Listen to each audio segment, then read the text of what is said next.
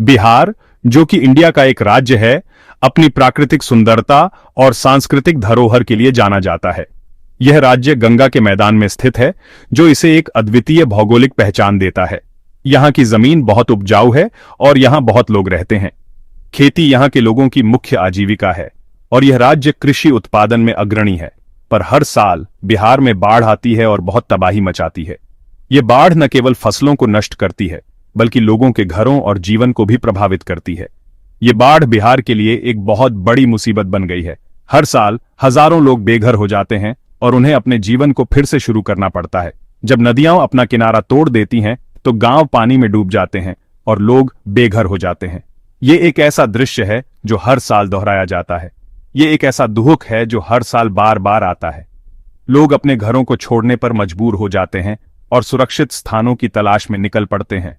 बिहार जहां पर है, उसके हिसाब से वहां बाढ़ आना आम बात है। राज्य की भौगोलिक स्थिति इसे बाढ़ के प्रति संवेदनशील बनाती है। राज्य के ऊपर हिमालय है, जहां से बहुत सारी नदियां निकलती हैं।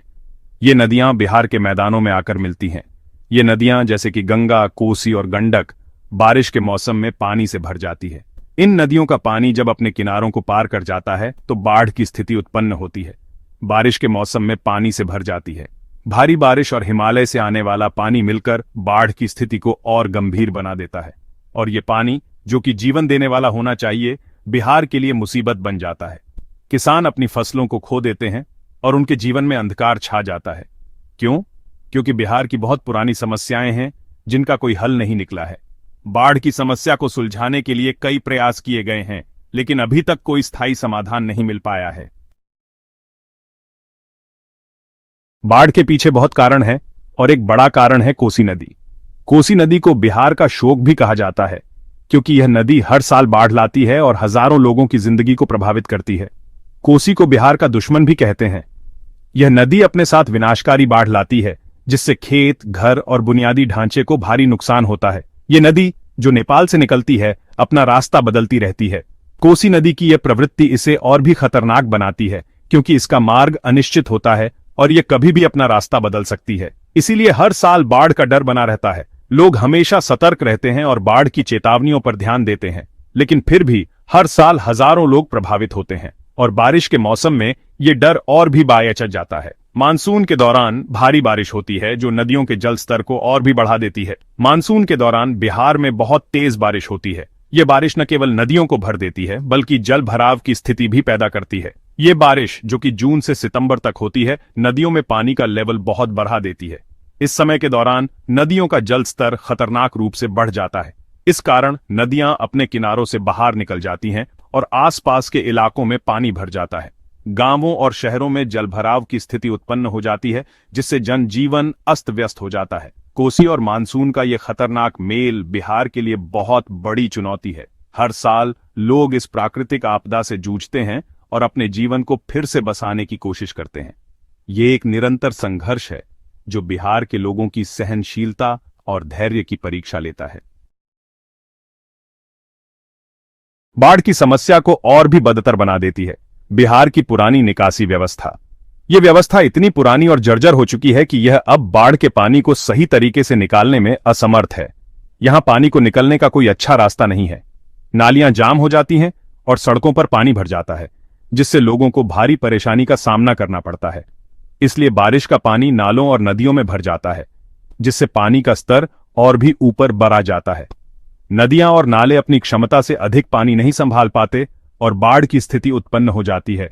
और जो बांध बनाए गए हैं, वो भी अक्सर कमजोर और पुराने होते हैं। इन बांधों की मरम्मत और रखरखाव पर ध्यान नहीं दिया जाता, जिससे ये और भी कमजोर हो जाते हैं। तेज बारिश में ये बांध टूट जाते हैं, जिससे बहुत बड़ा नुकसान होता है। गांव और शहर जलमग्न हो जाते हैं और लोगों की जान माल की हानि होती है। 2008 में कोसी नदी में आई बाढ़ इसका एक जीता जागता उदाहरण है।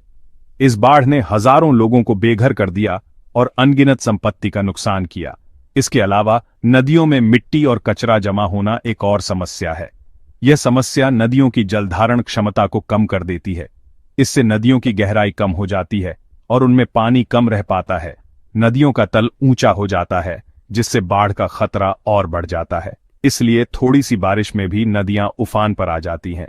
यह स्थिति हर साल और भी गंभीर होती जा रही है और इसका समाधान निकालना अत्यंत आवश्यक है। बाढ़ के पीछे कुदरती कारणों के अलावा कुछ इंसानों की गलतियां भी हैं। जंगलों को काटने से मिट्टी बहकर नदियों में चली जाती है। इससे नदियों में मिट्टी और कचरा जमा होता है और बाढ़ की समस्या और भी आंच जाती है। इसी तरह नदियों के किनारे घर बनाना और दूसरी चीजें बनाना भी गलत है। लोग अपने घर और दुकानें बनाने के लिए नदियों के पास की जगह पर कब्जा कर लेते हैं। यह नदी के बहाव को रोकता है और बाढ़ के समय जान माल के नुकसान का खतरा बढ़ा देता है। बाढ़ का असर बहुत बुरा होता है। सबसे ज्यादा नुकसान तो किसानों को होता है। उनकी फसलें पानी में डूब जाती हैं, जिससे उन्हें बहुत पैसे का नुकसान होता है। जानवर भी बाढ़ का शिकार होते हैं। बाढ़ से लोगों का जीवन बिल्कुल अस्त व्यस्त हो जाता है। लोग अपने घरों को छोड़कर सुरक्षित जगहों पर जाने को मजबूर हो जाते हैं। राहत शिविरों में बहुत बुरी हालत होती है, जहां लोगों को खाने पीने की भी परेशानी होती है। बाढ़ से बीमारियां भी फैलती हैं। पानी से होने वाली बीमारियां जैसे कि डायरिया और हैजा बाढ़ वाले इलाकों में बहुत जल्दी फैल जाती हैं। नुकसान को ठीक करना मुश्किल तो है, लेकिन नामुमकिन नहीं। बाढ़ से होने वाले नुकसान को कम करने के लिए हम कई चीजें कर सकते हैं। सबसे पहले नदियों के किनारे मजबूत बांध बनाने होंगे और इन बांधों की देखभाल करनी होगी ताकि वो बाढ़ के पानी को रोक सकें। नदियों से मिट्टी और कचरा निकालना भी बहुत जरूरी है। इसके लिए हमें समय समय पर काम करना होगा। इससे नदियां गहरी होंगी और उनमें पानी ज्यादा रह पाएगा। पानी की निकासी के लिए नए नाले और नहरें बनाने की भी जरूरत है और पुराने नालों और नहरों की सफाई भी करनी होगी ताकि पानी आसानी से निकल सके। सरकार की योजनाएं, जन भागीदारी जरूरी। सरकार ने बाढ़ से निपटने के लिए बहुत सारे काम शुरू किए हैं। इन योजनाओं के तहत बाढ़ वाले इलाकों में लोगों को मदद पहुंचाई जाती है। लोगों को खाना, पानी और दवाइयां दी जाती हैं। लेकिन सरकार का काम तभी पूरा हो सकता है जब लोग भी साथ दें। लोगों को सरकार की मदद करनी होगी। उन्हें नदियों के पास कब्जा नहीं करना चाहिए और न ही जंगलों को नुकसान पहुंचाना चाहिए। बाढ़ के बारे में जागरूकता फैलाना भी बहुत जरूरी है। लोगों को बाढ़ से बचने के तरीके बताने चाहिए।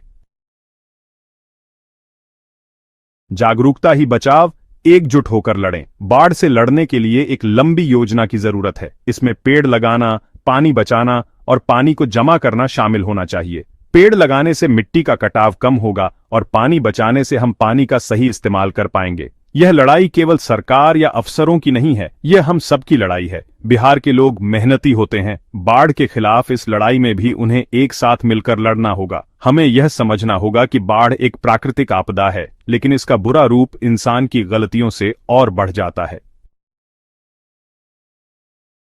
एक नया बिहार, बाढ़ मुक्त बिहार। बिहार के लोगों के लिए बाढ़ एक दुखद सच्चाई है। बाढ़ के कारण होने वाला नुकसान बहुत ज्यादा होता है, लेकिन हमें उम्मीद नहीं छोड़नी चाहिए।